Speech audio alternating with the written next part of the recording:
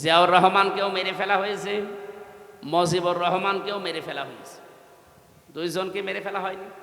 তবে আজ পর্যন্ত আপনি শুনেছেন কোনোদিন যে শহীদ শেখ মুজিবুর রহমান?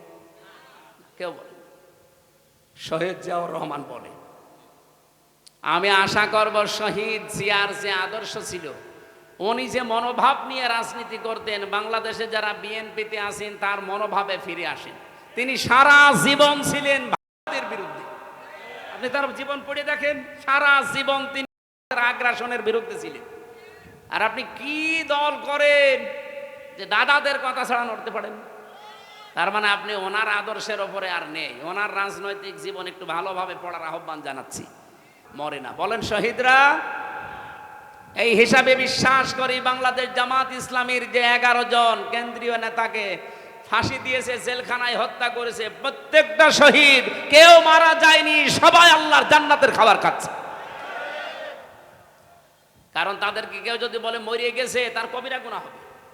ওয়ালা তাহসাবান্নাল্লাযীনা কুতিলু ফি সাবিলিল্লাহি আমওয়াতা, তোমরা কেউ ধারণাও করবা না, মুখে তো বলবাই না। ওয়ালা তাকুলু লিমা ইউকতালু, মুখে তো বলা যাবে না, ধারণাও করা যাবে না।